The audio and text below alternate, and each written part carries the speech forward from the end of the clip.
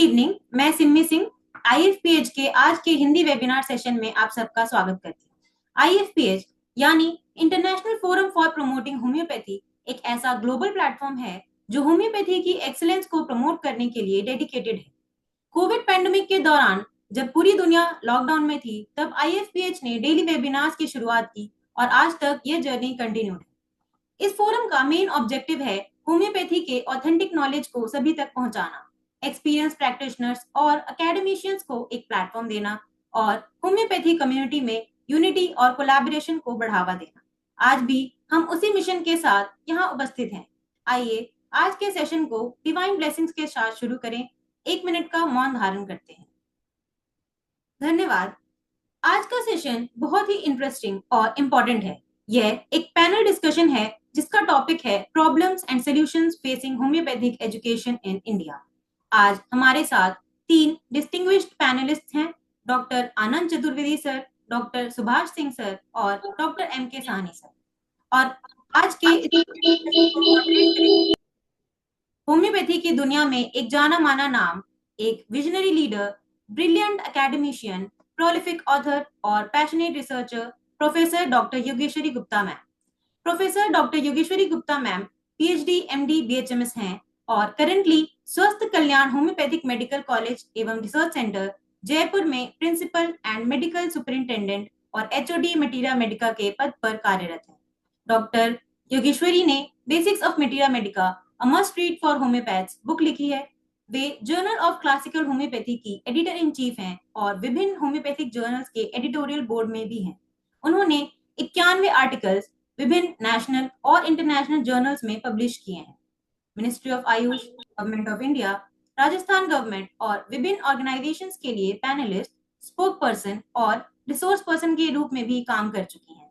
वे कई important committees की member हैं और विभिन्न यूनिवर्सिटीज के लिए सुपरवाइजर, एग्जामिनर, पेपर सेटर के रूप में भी काम करती हैं। डॉक्टर योगेश्वरी जी को कई प्रेस्टिजियस अवार्ड से सम्मानित किया गया है, Shiksha Ratna award, best teacher award, corona warrior award और भी बहुत कुछ। तो आज का सेशन होगा बेहद इंफॉर्मेटिव, क्योंकि हम डिस्कस करेंगे होम्योपैथी एजुकेशन में आने वाली चैलेंजेस और उनके सॉल्यूशंस के बारे में। अब मैं professor doctor Yogeshwari Gupta ma'am से विनम्र निवेदन करती हूँ कि कृपया आज के पैनल डिस्कशन को मॉडरेट करें। Over to you ma'am.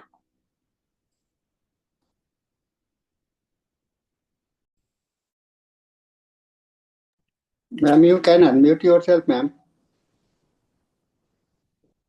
You are the co-host, ma'am.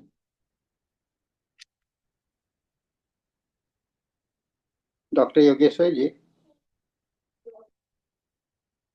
आपका 2 नाम से जुड़े हुए हैं।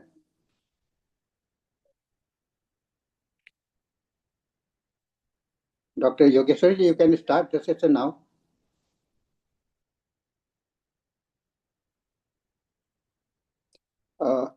ओके, डॉक्टर योगेश्वरी जी को एक और दूसरे नाम पर इनको अनम्यूट करना है। हेलो। हाँ, या यस मैम, आप। Yes, now I am able to join. हाँ, you are audible. Yeah yes yes, धन्यवाद सिमी। नमस्कार आदरणीय अतिथिगण, विशेषज्ञ, पैनलिस्ट, यहाँ उपस्थित सभी श्रोताओं को मेरा सादर अभिवादन। आज मुझे खुशी है कि मैं international forum for promoting homeopathy के इस मीनिंगफुल वेबिनार की मॉडरेटर हूँ। आज हम एक बहुत ही रिलेवेंट और समय के अनुकूल विषय पर चर्चा करने जा रहे हैं। भारत में होम्योपैथिक शिक्षा के समक्ष समस्याएं और समाधान। होम्योपैथी ने पूरी दुनिया में अपनी एक अलग पहचान बनाई है और भारत ने इसके विकास और प्रसार में एक अहम भूमिका निभाई है। लेकिन जैसे हर फील्ड में कुछ चुनौतियां आती हैं, वैसे ही होम्योपैथिक एजुकेशन के सामने कई कठिनाइयां आई हैं। करिकुलम में सुधार से लेकर क्लिनिकल एक्सपोजर, रिसर्च अपॉर्चुनिटीज और प्रैक्टिकल ट्रेनिंग तक कई क्षेत्रों में निरंतर सुधार की आवश्यकता है। आज के इस पैनल डिस्कशन का उद्देश्य यही है कि हम सब मिलकर इस चैलेंज पर विचार करें और ऐसे प्रैक्टिकल और प्रोग्रेसिव सॉल्यूशन खोजें जो हमारे स्टूडेंट्स और टीचर्स दोनों के लिए उपयोगी हों। आज हमारे साथ इसी चर्चा को लेकर हमारे साथ 3 अलग अलग दृष्टिकोणों से जुड़े विशेषज्ञ हैं। नीति निर्माण करने वाले, उन्हें जमीनी स्तर पर लागू करने वाले और विद्यार्थियों को प्रत्यक्ष रूप से मार्गदर्शन देने वाले अनुभवी शिक्षक, जिन्होंने होम्योपैथी के क्षेत्र में अपना महत्वपूर्ण योगदान दिया है। तो मेरा पहला सवाल डॉक्टर आनंद चतुर्वेदी जी से है। सवाल से पहले मैं डॉक्टर आनंद चतुर्वेदी के बारे में संक्षिप्त में बताना चाहूंगी। आप वर्तमान में अध्यक्ष हैं होम्योपैथी शिक्षा चिकित्सा मूल्यांकन रेटिंग बोर्ड के, राष्ट्रीय होम्योपैथी आयोग के हैं। आपका टीचिंग एक्सपीरियंस रहा है 38 इयर्स का।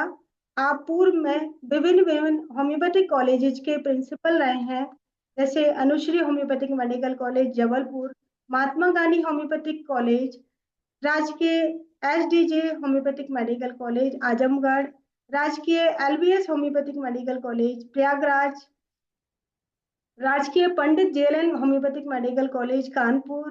पूर्व में आप निदेशक रहे हैं होम्योपैथी उत्तर प्रदेश यूपीएससी में, और आप रजिस्ट्रार रहे हैं homeopathic medicine board Uttar Pradesh में। पूर्व में आप मेंबर्स रहे हैं कार्यकारिणी सदस्य डॉक्टर भीमराव अंबेडकर विश्वविद्यालय आगरा, और उसी में ही आप डीन रहे हैं होम्योपैथी के। पूर्व में अध्यक्ष रहे अध्ययन बोर्ड रानी दुर्गावती विश्वविद्यालय जबलपुर में। आप पूर्व में सदस्य भी रहे हैं कार्यकारिणी सदस्य बाबा गोरखनाथ आयुष विश्वविद्यालय गोरखपुर।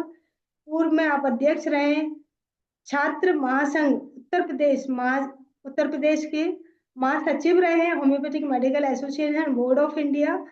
पूर्व में आप अध्यक्ष रहे राजकीय होम्योपैथिक महाविद्यालय शिक्षक संघ उत्तर प्रदेश, भीमराव अंबेडकर विश्वविद्यालय आगरा में एमडी गाइड रहे। कई बच्चों को आपने एमडी में गाइड किया है।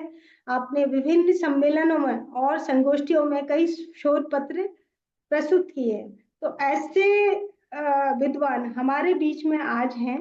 तो सर, मैं आपसे मेरा सवाल है कि मैंने बहुत संक्षिप्त में पढ़ा है आपका, जो मैं रेज्यूमे देख रही थी कि इसमें पता चला कि इतना सारा है, मैं आज बोलने लगूँ तो हमारे समय सीमा है, इसलिए मैं बहुत शॉर्ट में आपका संक्षिप्त में विवरण दिया है। तो ऐसे विद्वान हमारे बीच में हैं। और सर, आज जो हमारे साथ यूथ जुड़ा हुआ है, स्टूडेंट्स हैं, टीचर्स हैं इस वेबिनार के माध्यम से, तो मैं आपसे सवाल करूंगी कि भारत जैसे विविधतापूर्वक देश में शिक्षा की गुणवत्ता को समान स्तर पर लाने के लिए आप किस प्रकार की नई शैक्षिक नीतियां और मानकों को प्राथमिकता देते हैं? सर, डॉक्टर आनंद।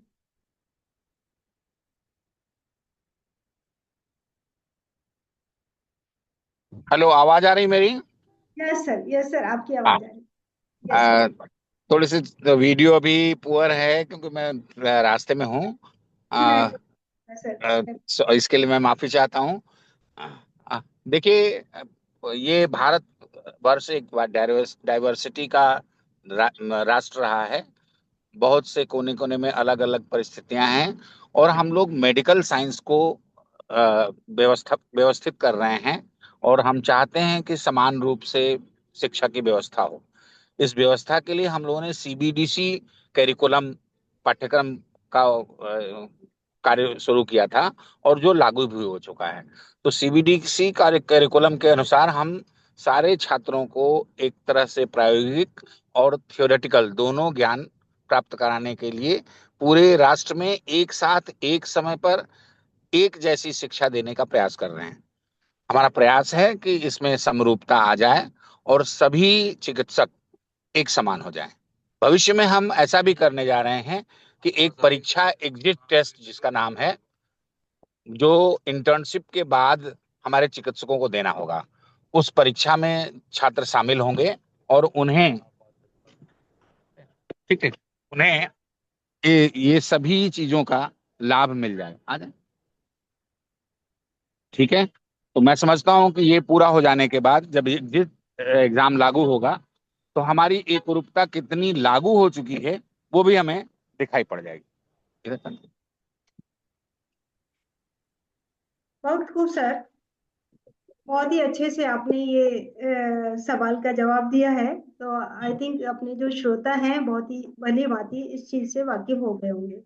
तो सर, अब हम अपने दूसरे पैनलिस्ट की तरफ बढ़ते हैं, डॉक्टर सुभाष सिंह, जो कि बहुत जानी मानी हस्ती है वो भी।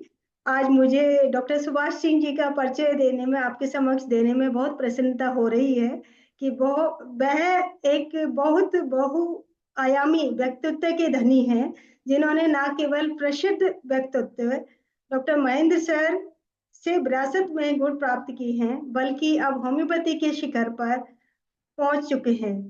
वह राष्ट्रीय होम्योपैथी संस्थान के निदेशक हैं, जो विश्व भर में उत्कृष्टता के रूप में माना जाता है। डॉक्टर सुभाष सिंह ने अपने करियर की शुरुआत एक चिकित्सक के रूप में की और बाद में एनआईएच में व्याख्याता के रूप में शामिल हुए, जहां उन्हें निदेशक के रूप में सेवा देने के लिए चयनित किया गया। डॉक्टर सुभाष सिंह ने अपने करियर को उन्नत करते हुए अपनी शोध पत्र पर Maharashtra university of health science से पीएचडी प्राप्त की। डॉक्टर सुभाष सिंह कई अनुसंधान परियोजनाओं में शामिल रहे हैं, जिन्हें सभी ने अत्यधिक सराहा है। डॉक्टर सुभाष 10 से अधिक पुस्तकों का लेखन किया है, साथ ही विभिन्न पत्रिकाओं में 50 से अधिक लेख प्रकाशित किए हैं। वह राष्ट्रीय होम्योपैथी रिकॉर्डर के प्रधान संपादक भी हैं। डॉक्टर सुभाष सिंह ने पूरे देश में 150 से ज्यादा व्याख्यान दिए हैं। अपने शैक्षणिक करियर के दौरान डॉक्टर सुभाष जी ने पीजी छात्रों को गाइड किया है। डॉक्टर सुभाष सिंह को होम्योपैथी में उत्कृष्टता के लिए पूरे देश में कई पुरस्कारों से सम्मानित किया गया है। आज हमें उन्हें प्रस्तुत करने में खुशी हो रही है। अब हम उनसे उनके विचार प्रस्तुत करने का अनुरोध करते हैं। सर, जैसे कि आपने डॉक्टर सुभाष सिंह सर, जैसे कि आपने बहुत सारी नीति जमीनी स्तर पर बनाई है, नीतियों में आपका योगदान रहा है, तो नीतियों को जमीनी स्तर पर पहुंचाने में सबसे बड़ी चुनौती आपकी क्या रही है और इसे दूर करने के लिए किन नवाचारों का उपयोग किया गया है? डॉक्टर सिंह। बहुत बहुत धन्यवाद डॉक्टर गुप्ता, और साथ ही धन्यवाद डॉक्टर मृदुल साहनी सर का, जिन्होंने मुझे यहाँ आने का मौका दिया। एक छोटी सी सुधार की आवश्यकता है। मैं राष्ट्रीय होम्योपैथिक संस्थान का निदेशक था। वह 5 साल की अवधि होती है, वो मेरा 5 साल पूरा हो गया है। अभी मैं वहां पर एज ए प्रोफेसर कार्यरत हूँ।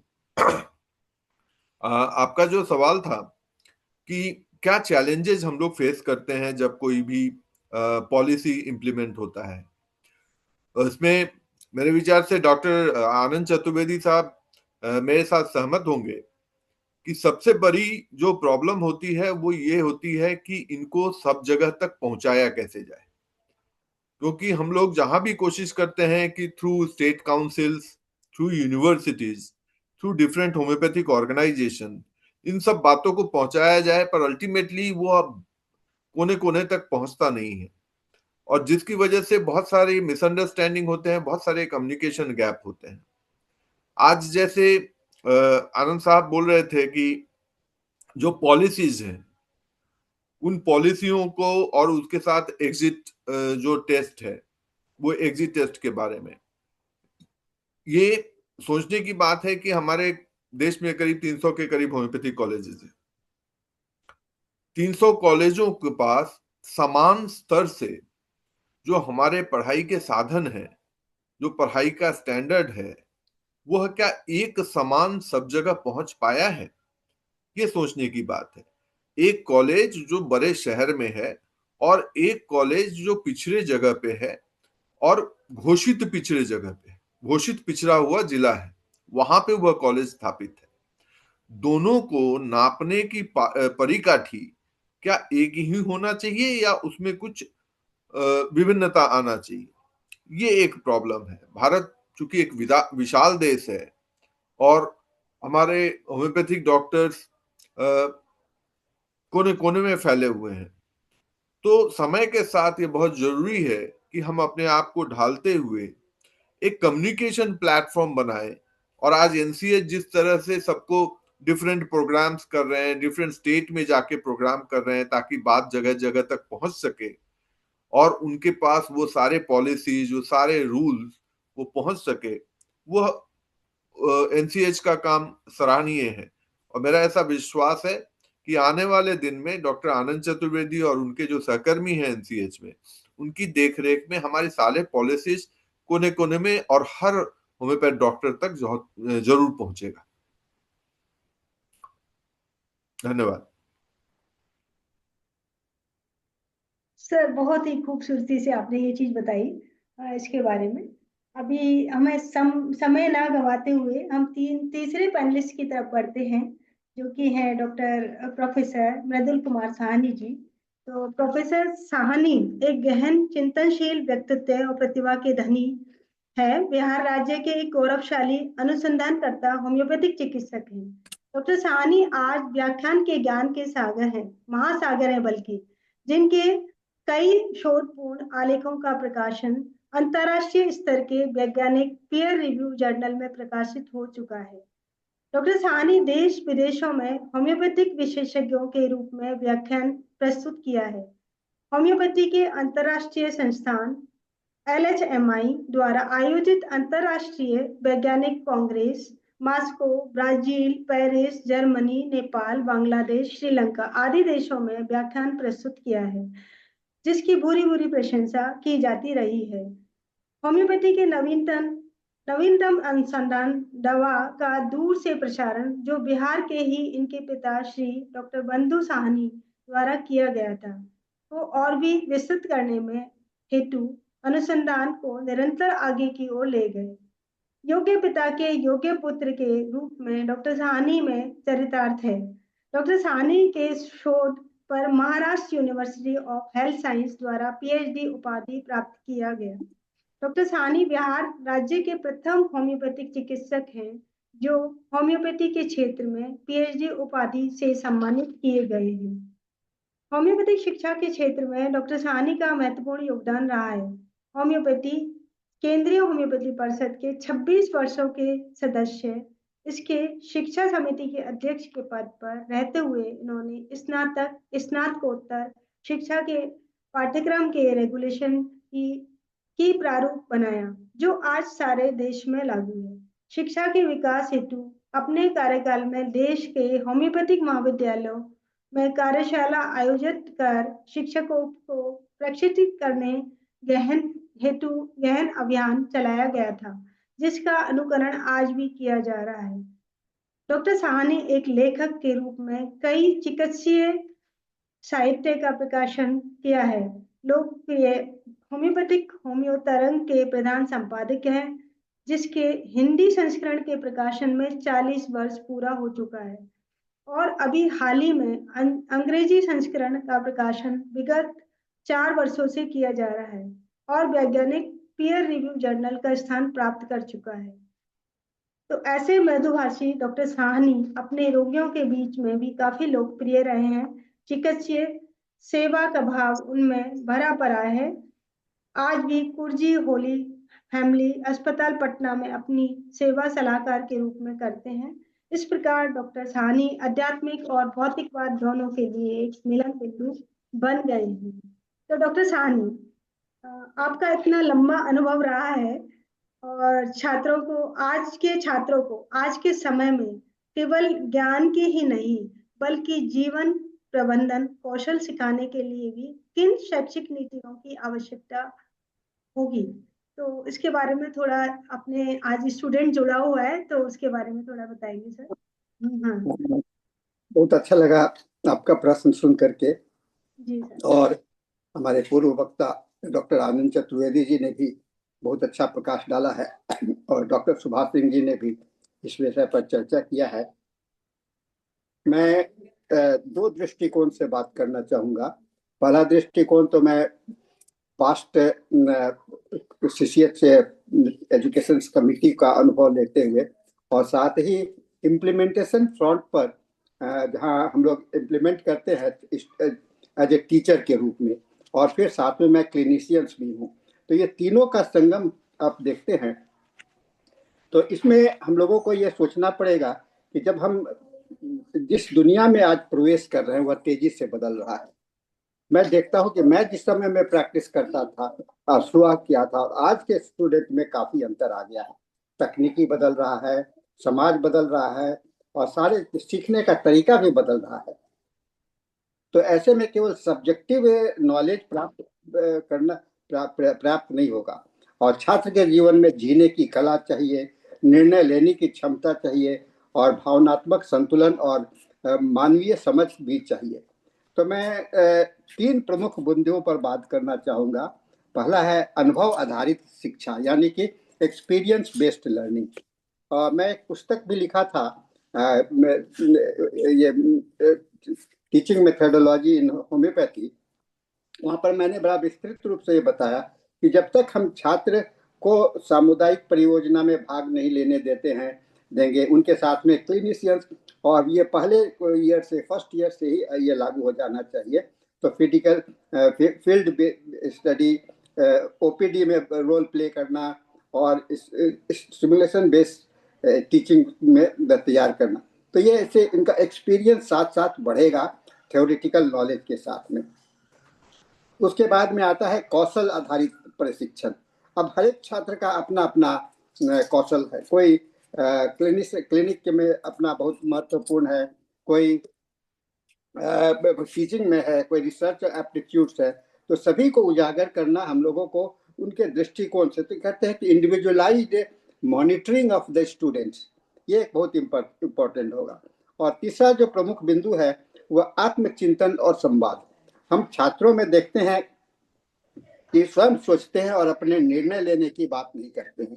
तो निर्णय लेने के लिए उनमें अपनी कमियों और संभावना, तो ये कॉन्फिडेंस बढ़ना चाहिए, और कॉन्फिडेंस बढ़ेगा तो इमोशनल इंटेलिजेंस और रिस्पॉन्सिबिलिटी और मैच्योरिटी दोनों विकसित होगा।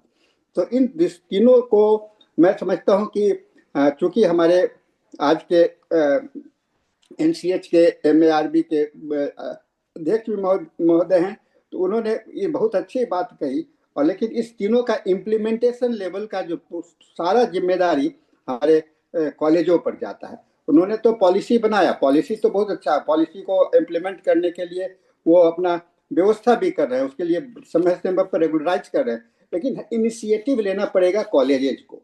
तो मैं समझता हूँ कि कॉलेज लेवल पर हमें इसको काफ़ी ध्यान देना होगा, जिससे कि ये स्किल्स जो है सो काफ़ी लोगों तक बढ़े।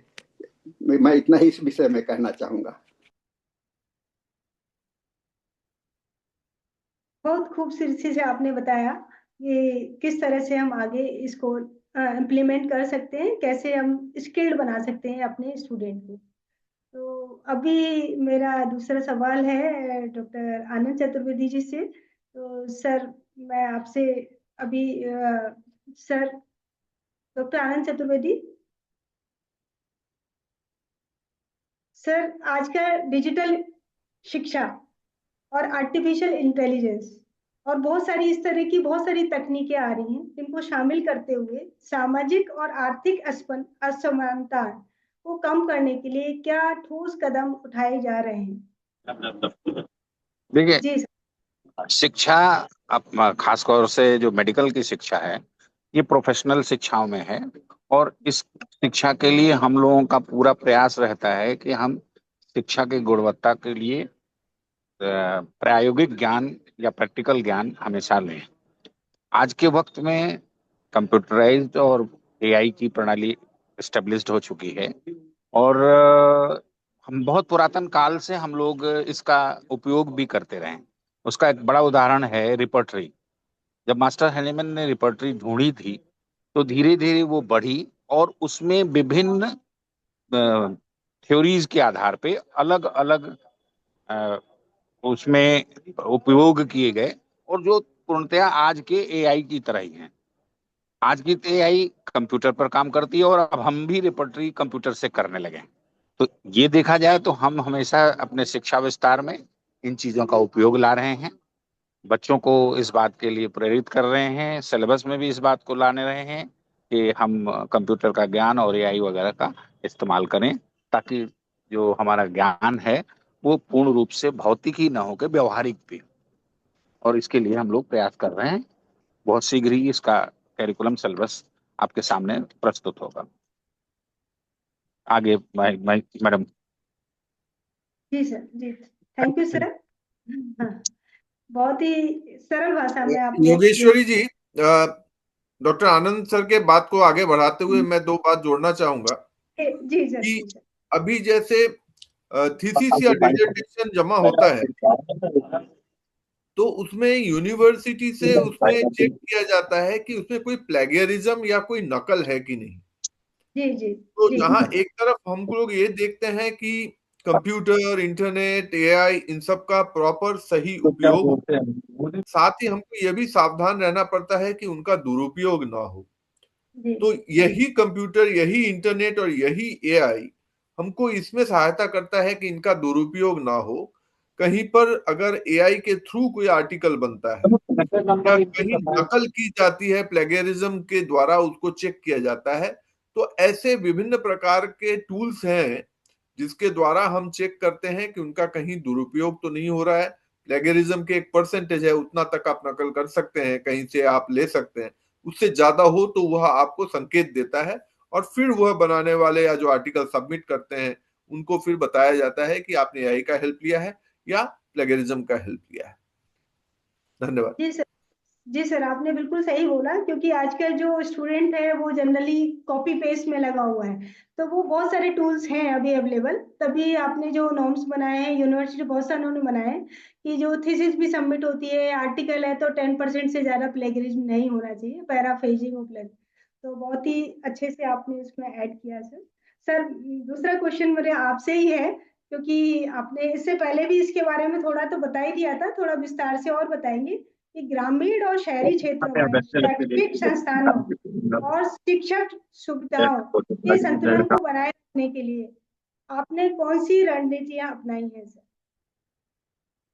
आप, मेरा क्वेश्चन डॉक्टर सिंह से है। एक बार फिर से बोलना पड़ेगा। सर, वैसे तो इसका आपने पहले रिप्लाई किया है थोड़ा सा, जो फर्स्ट क्वेश्चन में पूछा था, इसी की कंटिन्यूएशन में मैं पूछ रही हूँ। ग्रामीण और शहरी क्षेत्रों में शैक्षिक संसाधनों और शिक्षण सुविधाओं के संतुलन को बनाए रखने के लिए आपने कौन कौन सी रणनीतियां अपनाई हैं? अभी तक जो रणनीतियां हम लोगों की जो पॉलिसीज है या उनके इम्प्लीमेंटेशन करने के जो डिफरेंट तरीके हैं उसके डिफरेंट स्टेजेज होते हैं। अभी तक होम्योपैथी की जो पॉलिसी है वो पहले का सीसीएच हो या अभी का एनसीएच हो, अभी तक दुर्भाग्यवश हम लोग पहले स्टेज पर ही हैं। हमारा पहला स्टेज ये है कि पूरे देश में चिकित्सा और प्रैक्टिस इसका स्टैंडर्डाइजेशन हो। जब तक वह स्टैंडर्डाइजेशन नहीं होता है तब तक हम लोग नेक्स्ट स्टेप में नहीं जा पाते हैं। वो यह है कि डिफरेंट जगह की सुविधा असुविधा को ध्यान में रखते हुए उसके अलग से पैरामीटर्स बनाए जा सके। तो फर्स्ट स्टेप जो है वह है कि सही सही तरीके से जो प्रोसीड्योर्स हैं, जो इंस्ट्रक्शंस हैं, जो मिनिमम स्टैंडर्ड्स हैं, वह फॉलो हो। ईमानदारी के साथ शिक्षा दी जाए, ईमानदारी के साथ होम्योपैथी को प्रैक्टिस किया जाए। हम अभी तक उसी प्रयास में हैं। ये हमारे सिस्टम का दुर्भाग्य है कि अभी तक हम उसमें पूरी तरह से सक्सेसफुल नहीं हो पाए हैं। यह केवल एनसीएच की जिम्मेदारी नहीं है, केवल सरकार की जिम्मेदारी नहीं है। एज अ होम्योपैथिक डॉक्टर हम जो जहां भी जिस रूप में भी हैं, भले ही वो सरकारी हो, बेसरकारी हो, नौकरी में हो या प्रैक्टिस में हो, हम सबकी ये जिम्मेदारी बनती है कि जहां पे जिस रूप में हमारी जिम्मेदारी है वो हम उसको पूरी तरह से फॉलो करें। एक बार जब वह स्टैंडर्डाइजेशन हो जाता है, then the next step is कि हर देश के, हर जगह के, हर प्रोफेशन के, हर व्यवसाय के अपने सुविधा असुविधा को ध्यान में रखते हुए उसका प्रॉपर पैरामीटर्स बनाया जा सके। मैं पहले ही थोड़ा सा बोला था कि बंबई शहर में जो कॉलेज है और एक गांव में जो कॉलेज है, दोनों के पैरामीटर सही नहीं, एक नहीं हो सकते हैं। पर वो सेकेंड स्टेज है। पहला स्टेज तो यह है कि दोनों में स्टैंडर्डाइजेशन हो, वह कॉमन जो ग्राउंड है उसको तो सही तरीके से माना जाए। तो केवल, और मैं फिर से दोहराना चाहूंगा कि ये केवल सरकार या एनसीएच की जिम्मेदारी नहीं, हम सबकी जिम्मेदारी है जो हम कॉलेज में हैं या प्रैक्टिस कर रहे हैं। और वंस दैट इज अचीव्ड, एक बार हम वह अगर अचीव कर लेते हैं, अर्जन कर लेते हैं, तो हमारे विचार से नेक्स्ट स्टेप में हम लोग जा सकेंगे। धन्यवाद। सर आपने सही बोला, ये जिम्मेदारी सब इंडिविजुअल स्टूडेंट एज वेल हर टीचर ले ले तो होम्योपैथी बहुत आगे बढ़ जाएगी और ये जो रणनीतियां हैं वो प्रॉपरली बन जाएंगी। नेक्स्ट आगे बढ़ते हुए मेरा सवाल है डॉक्टर साहनी से, मृदुल कुमार साहनी जी से। सर, छात्रों की विविध पृष्ठभूमि, सांस्कृतिक हो चाहे सामाजिक हो चाहे आर्थिक हो, इनके कारण क्लासेस में जो बहुत सारी चुनौतियां आती हैं, तो उसको कैसे हम उस पे ओवरकम कर सकते हैं, कैसे हम उससे निपट सकते हैं? डॉक्टर ये तो साहनी। आपने बहुत अच्छा सवाल आपने किया है कि ये अब एक क्लासरूम में एज ए टीचर जब मैं प्रवेश करता हूँ तो मैं ये देखता हूँ कि वहाँ पर लड़के जो आते हैं, बच्चे, लड़कियाँ, लड़कियाँ जो भी एडमिशन लेते हैं, और वो एक पृष्ठभूमि से नहीं आते हैं। वह एक, मैं तो समझता हूँ कि एक पूरा एक क्लासरूम जो है सो मिनी इंडिया है ना, क्योंकि यहाँ पर कोई स्टूडेंट एक जिले का है, कोई दूसरे जिले का है, कोई दूसरे प्रदेश का है, तो एक मिनी कल्चरल प्लेटफॉर्म बन जाता है। तो एक कहता है कि ये एक छोटा सा भारत की ही तरह हम लोगों का ये है, जिसकी संस्कृति, भाषा, परिवेश सभी कुछ अलग अलग है, आर्थिक परिस्थितियां भी अलग अलग है, और शिक्षक का दायित्व होता है कि केवल पढ़ाना नहीं बल्कि इन विविधताओं को स्वीकारना। सबसे बड़ी बात है कि किस हम छात्र के साथ में व्यवहार कैसा कर रहे हैं, और यह शिक्षक का रोल यहाँ पर बहुत महत्वपूर्ण हो जाता है। और मैं अपने अनुभव से मैंने इस विविधता को संभालने के लिए 4 प्रमुख तरीके को मैं समझता हूँ। एक समावेशी शिक्षण, यानी कि इंक्लूसिव टीचिंग अप्रोच। इसमें डायग्राम्स, मॉडल्स, ऑडियो विजुअल प्रस्तुति का उपयोग करता हूं ताकि अलग अलग पृष्ठभूमि में छात्र आसानी से समझ सके। क्योंकि लैंग्वेज को जैसे आप पढ़ाते हो अंग्रेजी में या हिंदी में, तो लेकिन वो छात्र शुरू में फर्स्ट ईयर में है तो उसको तुरंत तो समझ में आता नहीं है। तो ऐसे में अगर डायग्राम्स हो, ये जो विजुअल मीडिया है, उसके से इनके लर्निंग स्पेस समान हो पाता है। दूसरा है कि अलग अलग लर्निंग स्टाइल की पहचान। कुछ लोग देख के पढ़ते हैं, कुछ लोग सुन के पढ़ते हैं, कुछ लोग डांटने से भी पढ़ते हैं।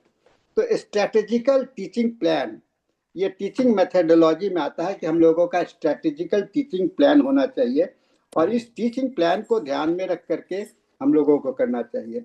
अब मैं जब क्लासरूम में जाता हूँ तो कॉलेज में छात्रों का अटेंशन लेने के लिए, छात्रों का ध्यान आकर्षण करने के लिए मैं थोड़ा सा छोटा सा माहौल को सहज बनाने का प्रयास करता हूँ, जिससे कि माहौल जो है तो थोड़ा सा हल्का हो जाए, और हल्का टेंस माइंड से बहुत ही गंभीरता अगर वातावरण रहेगा तो समझने में दिक्कत होती है, लेकिन जितना भी रिलैक्स्ड मूड में होगा तो समझने में दिक्कत नहीं होगा। तो ऐसे में आपको थोड़ा सा मैं हल्का सा चुटकुला है या किसी स्टूडेंट से कोई एक छोटा सा सवाल करके उस माहौल को एक, जिसको हार्मोनाइजेशन कहते हैं, है ना, ये हार्मोनाइजेशन करने का हम लोगों का जरूरत पड़ता है। दूसरा होता है अलग अलग लर्निंग स्टाइल, और उसके बाद में लास्ट होता है पीयर लर्निंग और टीम वर्क का बढ़ावा देना। छात्रों को अपने होमवर्क कितना देते हैं, और एक आदत बनानी चाहिए हम लोगों को, खास करके टीचर्स को, कि उनको खाली एक क्लासरूम लेक्चर दे करके या प्रैक्टिकल क्लास करा करके छोड़ नहीं देना चाहिए। उनके घर पर भी उनके पढ़ने का माहौल बना रहे, इससे कि इनका यूनिफॉर्मिटी बना रहेगा, और इससे ये इनकी बातें अच्छा समझ में आएगा। तो ये विभिन्न सभी पृष्ठभूमि के, जैसे आप देखते हैं कि कभी कभी कोई बच्चा जो है सो एक प्रदेश का है, दूसरे प्रदेश का है, आपस में शुरू में मनमुटाव रहता है, लेकिन बाद में चल करके, लेकिन अगर साथ साथ बैठेंगे तो कहते हैं कि साथ साथ बैठने पर तो दोस्ती हो ही जाती है। तो इससे क्या होता है कि लर्निंग इन्वायरमेंट क्रिएट हो जाता है, और इसको हम लोग को जनरेट करने का, इसको हम लोगों को बढ़ाने का प्रयास करना चाहिए। और ये मैं समझता हूँ कि हर एक टीचर्स का रिस्पॉन्सिबिलिटी, यहाँ पर इंस्टीट्यूशंस का तो पॉलिसी इम्प्लीमेंटेशन ये सारा चीज जगह पर होता है, लेकिन यहाँ पर टीचर्स को एक मोटिवेट करना चाहिए। मैं एनसीएच से भी आग्रह करना चाहूँगा, एनसीएच ने इस पर प्लान भी किया है कि एक रेगुलर टीचर्स ट्रेनिंग प्रोग्राम समय समय पर वर्कशॉप के रूप में आयोजित किया जाए और उनको इस तरह से मोटिवेट करने के लिए, क्योंकि जब तक बार बार मोटिवेशन से ही इस बात का लोग जागरूकता आती है और वो आसानी से हो सकता है। तो ये आवश्यक है, क्योंकि हम लोग को मिनी भारत नहीं, एक कहते हैं कि कश्मीर से लेकर कन्याकुमारी तक सभी को एक जैसा हम लोग को देखने का दृष्टिकोण बनाना होगा। Thank you madam. हाँ, यस सर, बहुत ही अच्छे से बताया, क्योंकि हम क्लास में देखते हैं कि हर स्टूडेंट जो ऑडियंस क्या है, स्पीकर्स को ये देख रहे हैं ऑडियंस किस तरह का है, तो उस लेवल तक अपन कोशिश करना चाहिए कि हर स्टूडेंट को 100% को तो नहीं कर सकते, लेकिन मैक्सिमम ऑडियंस कैसा है उसके अकॉर्डिंग अपन उनको लर्निंग दे। तो अभी एनसीएस ने बहुत सारी चीजें की है, रेमेडियल क्लासेज है, वो है कि किस लेवल का बच्चा है उसके अकॉर्डिंग हम उसको ट्रीट करें। तो बहुत अच्छे से आपने बताया सर, वो आप तो पहले से ही करते हुए आए हैं। अब दूसरे सवाल की तरफ बढ़ते हैं। डॉक्टर आनंद चतुर्वेदी जी, कि अभी दीर्घकालिक दृष्टिकोण से आप किस प्रकार टीचिंग को केवल परीक्षा केंद्रित प्रणाली से हटाकर रिसर्च बेस्ड रहे या स्किल बेस्ड रहे या फिर मूल्य आधारित शिक्षा की ओर ले जाने के लिए हम क्या योजना बना रहे हैं sir? Sir Anand ji. Madam, अभी आपने देखा है कि MES 24 में हम लोगों ने स्किल लैब, इमरजेंसी यूनिट और प्रैक्टिकलिटी को ज्यादा बढ़ाने की हम लोगों ने कोशिश की है। ये बात Yes. जरूरी है कि परीक्षा तो होना चाहिए, क्योंकि हम लोग ये देखें कि बच्चों ने आत्मसात किया है कि नहीं जो उन्हें पढ़ाया गया है, जो ट्रेनिंग दी गई है, लेकिन उसके साथ साथ व्यवहारिक रूप भी देखना जरूरी है। मैंने अक्सर देखा है, बच्चों से पूछा है कि मियाज में कितने होते हैं, तो सीधा बोल देते हैं 3, जबकि मियाज में 2 ही होते हैं, एक्यूट एंड क्रॉनिक। क्रॉनिक के बाद फिर 2 ही होते हैं, सिंगल और मिक्स। फिर जब सिंगल की बात आती है तब सोरा सिफिलिस साइकोसिस 3 होते हैं। तो बच्चे व्यवहारिक रूप से बहुत सी चीजों को जल्दी ही कुछ गलत आत्मसात कर लेते हैं। तो बार बार ये चीज हम लोगों को परीक्षण करके देखना है। फिर भी हम लोग ये कोशिश कर रहे हैं कि रिसर्च को बढ़ावा दिया जाए, खासतौर से PG में, पोस्ट ग्रेजुएशन में थीसिस डिसर्टेशन लिखना और उनके उस रिसर्च के कार्य को प्रोत्साहन देना, उसे उच्च कोटि का पाने के बाद ही परीक्षा में उनको बैठाना, और आगे के कोर्सेज में ये हम लोगों ने लागू कर रखा है। धीरे धीरे हम ग्रेजुएशन लेवल पर भी आएंगे। इंटर्नशिप में भी इस बात के लिए गए कि उनको एक शोध का कार्य दिया जाए जो 1 साल वो करें। हालांकि 1 साल का समय बहुत कम होता है किसी शोध के लिए, पर हो सकता है कि 8-9 महीने का एक चीज उनको दिया जाए। कुछ कॉलेजों में ये बात दिया जाता है कि वो एक अपना सबमिट करते हैं शोध। तो हम लोग धीरे धीरे ला रहे हैं इस बात को, इसीलिए हम इलेक्टिव का उनको बच्चों को पढ़ा रहे हैं। आपने देखा होगा कि जो न्यू करिकुलम है उसमें हम बच्चों को अपने कोर्स के अलावा दूसरी चीजों को भी प्रोत्साहित कर रहे हैं कि उससे भी पढ़ें, एक कंपलसरी एक ऑप्शनल।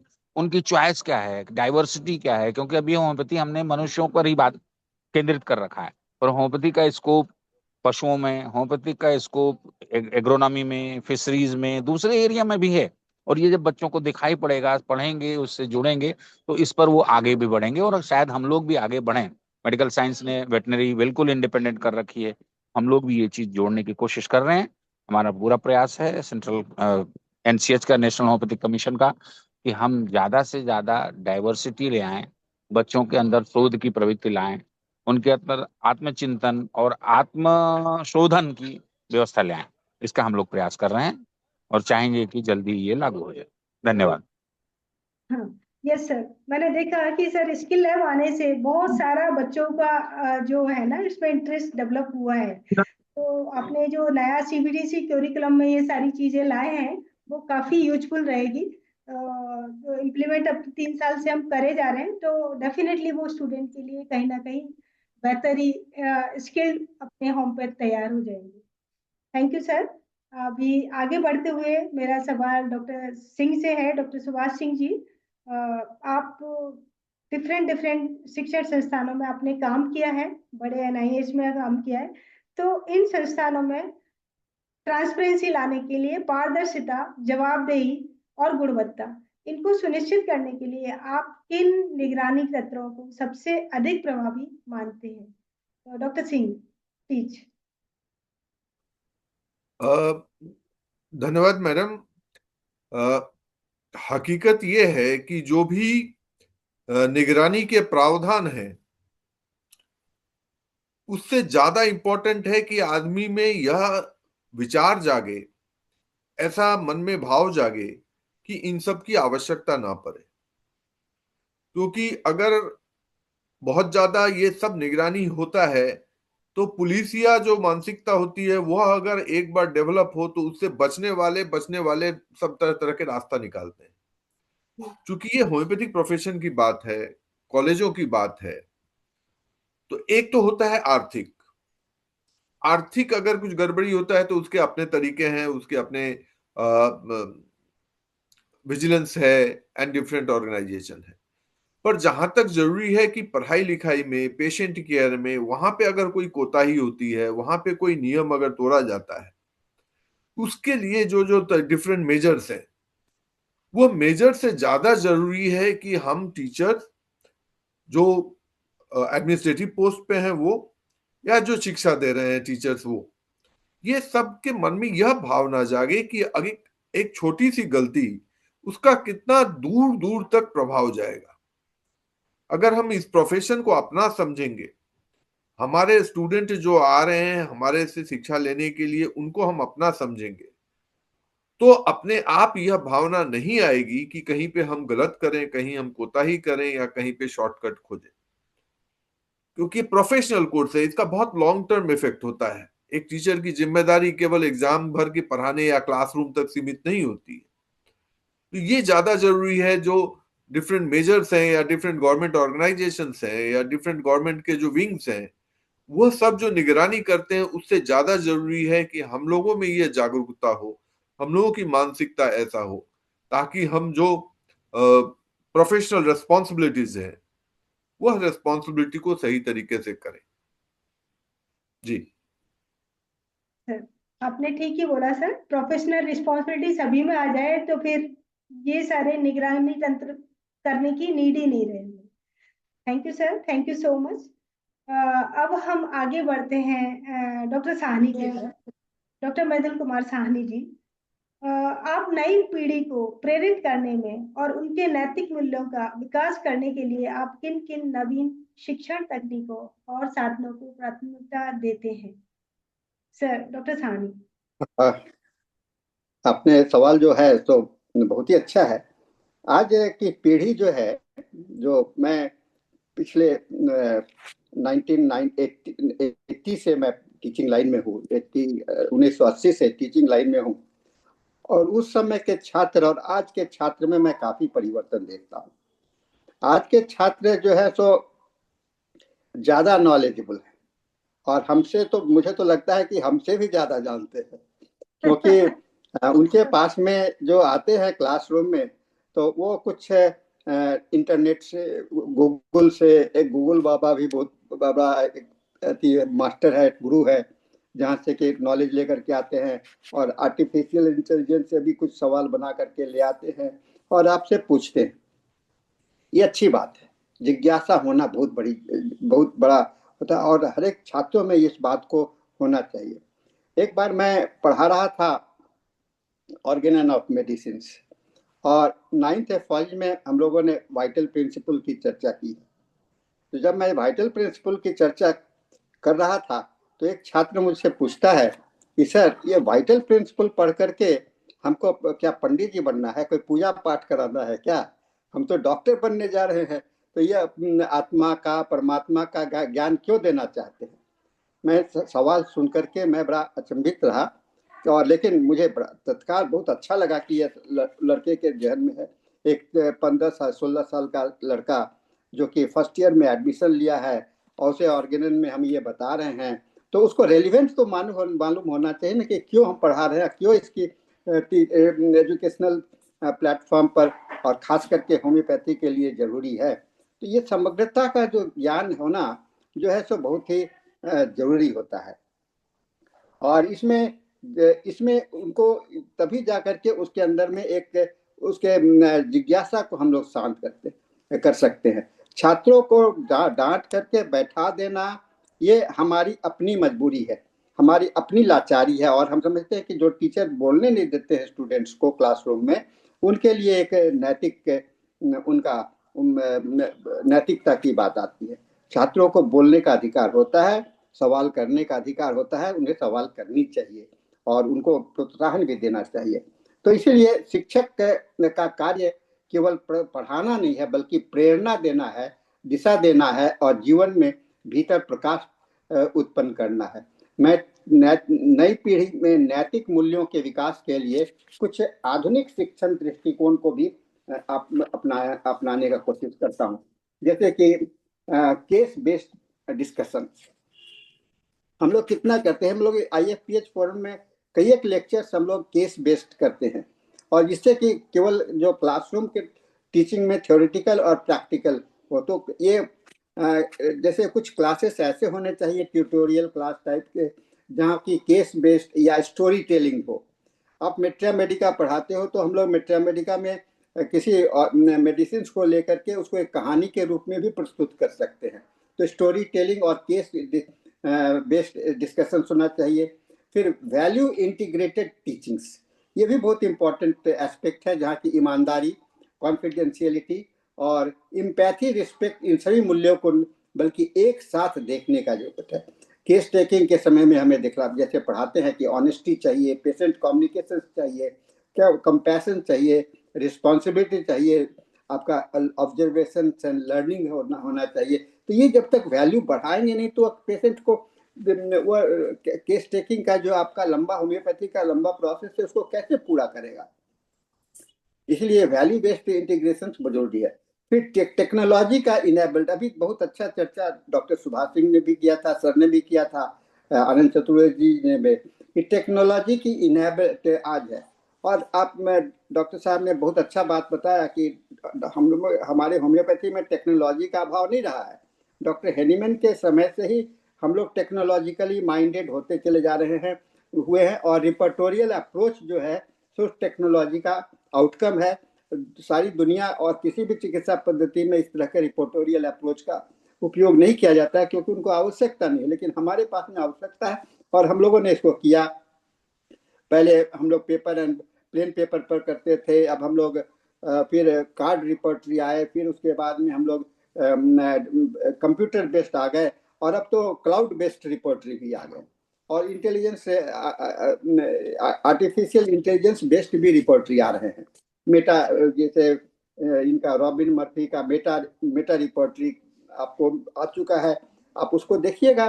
तो एक नया ये टेक्नोलॉजिकली लर्निंग है हमारे पास में उपलब्ध है, तो इसका एक बहुत अच्छा हम लोग को समावेश करना चाहिए और छात्रों में इसको विजुअलाइज करना चाहिए। उनको उनकी जिज्ञासा इससे और शांत होगा और समझेंगे।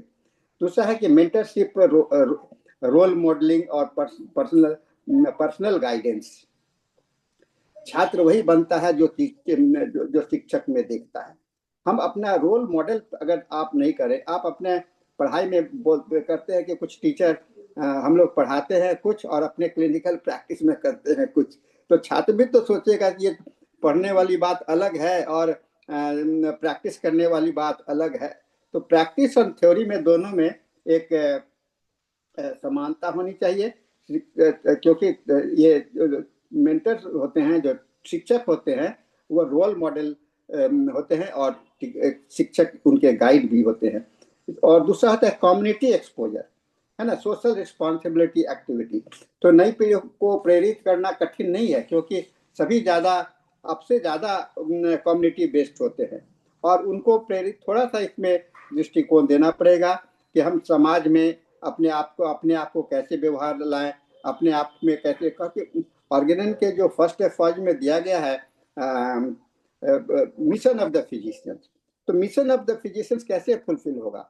फुलफिल तब होगा जब आपके अंदर में एक मिशन के रूप में आप इसको अडॉप्ट करेंगे, और इसको अडॉप्ट करके हम लोग इसको इस तरह से आगे बढ़ सकते हैं। तो एक समग्र दृष्टिकोण से ही हम लोग इस आपके इस ओर में जा सकते हैं, और 3 प्लेटफॉर्म हमारा बड़ा इम्पोर्टेंट है। एक NCH का प्लेटफॉर्म, दूसरा आपका कॉलेज का प्लेटफॉर्म, और तीसरा बेसलाइन पर टीचर्स का प्लेटफॉर्म। तो ये तीनों में एक अगर इंटीग्रेशन हो जाए, तीनों में एक रूपता आ जाए तो एक होगा, और इसका प्रयास जमीनी स्तर से होना चाहिए। मैं नहीं कहता हूँ कि ये NCH का रोल है, NCH का जो अपना रोल है उन्होंने किया, लेकिन हम जमीन स्तर पर के लोग अगर सहयोग नहीं करेंगे तो वो कितने भी प्लानिंग बनाएंगे, कितने भी ये करेंगे, वो सफल कभी भी नहीं हो सकता है। और जमीनी स्तर का सारा रिस्पॉन्सिबिलिटी जमीनी स्तर पर जाता है, हमारा प्रैक्टिकल बेस पर। इसलिए मैं खास करके हर एक कॉलेजेस को, हर एक टीचर्स को से अपील करना चाहूँगा कि आप लोग इस बात को समझें। और ये इसके साथ में मैं अपने बात को समाप्त करता हूँ। कुछ सवाल भी आए हुए हैं मैडम, उसको देख लीजिएगा चैट बॉक्स में। सर आपने बहुत अच्छे से बताया। सर हम कई बार देखते हैं ना यूट्यूब पर रॉन्ग इन्फॉर्मेशन भी आ जाती है, तो टीचर्स का दायित्व है कि उनको सही दिशा देना, बच्चों को सही बताना कि ये इन्फॉर्मेशन गलत है। क्योंकि बच्चे, आपने जैसे बताया कि आने से पहले वो एक यूट्यूब पे देख के आएंगे या फिर आप सोशल मीडिया पे देख के आते हैं, तो कई बार क्या होता है कि हर तरह की वीडियो या इन्फॉर्मेशन आती रहती है, जो आपने बताया गूगल बाबा, तो वो सारी चीजें इसमें मिलती हैं। तो बच्चों को सही दिशा देना ये टीचर का काम है। और पढ़ाने से ज्यादा मुझे लगता है मोटिवेशन की ज्यादा नीड है बच्चों को, क्योंकि इन्फॉर्मेशन तो सारा बुक्स में है। इजी टास्क करना, उनको मोटिवेशन देना और केस बेस्ड लर्निंग करना, स्किल्ड बेस्ड करना, वो एक टीचर का काम होता है। वो एक टीचर को अपनी रिस्पॉन्सिबिलिटी समझनी चाहिए अपने बच्चों के लिए। तो दोस्तों ये चर्चा बहुत ही समृद्ध और सोचने वाली, मजबूर करने वाली रही। मैं अपने सभी panelist doctor Anand Chaturvedi, doctor Subhash Singh, doctor मधुर कुमार साहनी का दिल से आभारी हूँ, जिन्होंने अपने अनमोल विचार हमसे साझा किए। आप सभी के विचारों से ये स्पष्ट किया कि होम्योपैथिक एजुकेशन को और मजबूत बनाने के लिए हमें क्वालिटी टीचिंग, क्लिनिकल ट्रेनिंग और रिसर्च पर लगातार ध्यान देना होगा। मैं international forum for promoting homeopathy का हृदय से धन्यवाद करती हूँ कि उन्होंने ऐसा प्लेटफॉर्म प्रदान किया जहां पूरे देश के टीचर्स, स्टूडेंट और प्रैक्टिशनर्स एक साथ जुड़कर अपने विचार रख सकते हैं। और सभी पार्टिसिपेंट्स का भी धन्यवाद जो अपनी व्यस्तता के बीच समय निकालकर हमसे जुड़े। आइए हम सब मिलकर ये संकल्प लें कि हम होम्योपैथी की शिक्षा को और बेहतर और प्रभावशाली बनाएं और इसके मूल सिद्धांत सिमिलिया सिमिलिबस क्योरेंटर को सदा जीवंत रखेंगे। और आप कोई ओवर टू सिमी, क्वेश्चंस हैं तो कोई योगेश्वरी मैडम, आपको भी बहुत बहुत धन्यवाद कि आपने इतने अच्छे से सारे प्रश्न पूछे और हम लोगों को मौका दिया। हाँ सर, आपका आशीर्वाद हमेशा बना रहे। हाँ। जी डॉक्टर योगेश्वरी, मेरी तरफ से भी बहुत बहुत धन्यवाद doctor Sahni and IFPH for ये मौका देने के लिए और इतना एक पॉजिटिव डिस्कशन करने के लिए। धन्यवाद, thank you. Doctor Chaturvedi sir, नमस्कार सर। अभी जाइएगा नहीं, कुछ सर कुछ सवाल आपके लिए है सर। कुछ क्वेश्चंस है, ऑडियंस के क्वेश्चंस है, उसको थोड़ा सा एक दो क्वेश्चन ले लेते हैं सर, थोड़ा अपने पास है 3-4 मिनट का। हाँ हाँ जी, अभी हमारे पास समय है सर, 2-3 मिनट। हाँ जी सर, डॉक्टर नीलम का एक क्वेश्चन है कि जो जस्ट पास आउट होम्योपैथ्स हैं, BHMS पास आउट किया है, तो उनके लिए क्या जॉब अपॉर्चुनिटीज के लिए वो पूछ रहे हैं कि कैसे स्टार्ट करें अपना क्लिनिक। और इस क्वेश्चन पे सर आप अपना देना चाहेंगे। हम समझते हैं कि इसके लिए डॉक्टर आनंद चतुर्वेदी जी ज्यादा उपयुक्त रहेंगे। यस। देखिए, मैंने खुद ने अपनी क्लिनिक इंटर्नशिप के दौरान ही शुरू कर दी थी। मेरी इंटर्नशिप कंप्लीट हुई थी 16 जून को और मैंने अपनी क्लिनिक स्टार्ट कर दी थी 26 जनवरी को, क्योंकि 15 अगस्त बाद में आने वाला था। कुछ थोड़ा मेरे अंदर ऐसा मोटिवेशन है कि it should be not by the thinking of some dates for suitable. हमने स्टार्ट कर दिया था 26 जनवरी को ही। तो क्लिनिक स्टार्ट करने में कोई दिक्कत नहीं होती है, सिर्फ हिम्मत जुटाने की होती है। क्योंकि एक बार हमने हिम्मत जुटाई और मरीज देखना शुरू कर दिया तो धीरे धीरे हमारा अनुभव गहराता जाता है। नंबर दूसरी बात, जॉब की जहां तक सवाल उठता है, आप अपने सीनियर्स के साथ एज असिस्टेंट काम कर सकते हैं। कि ठीक है सुबह की क्लिनिक आपने इंडिपेंडेंट डाली, शाम को जो है आप किसी सीनियर के साथ रहे। मेरे दो गुरु थे, डॉक्टर गिरीश गुप्ता जी और डॉक्टर सोहनलाल जी, दोनों की क्लिनिक मैं अटेंड करता था। डॉक्टर सोहनलाल जी सिर्फ मंगल लखनऊ आते थे, मैं मंगलवार को अपनी क्लिनिक ऑफ रखता था और बाकी दिन बैठता था। मंगलवार को उनकी क्लिनिक में जाके मैं असिस्ट करता था। मेरा पर्पस अर्न करना नहीं था, पर्पस ज्ञान लेना था कि टिपिकल केसेस कैसे ठीक किए करे जाए, क्योंकि सोहनलाल जी बहुत सीनियर होम्योपैथ गोरखपुर के थे और उनको बहुत क्रॉनिक मरीज मिलते थे देखने के लिए।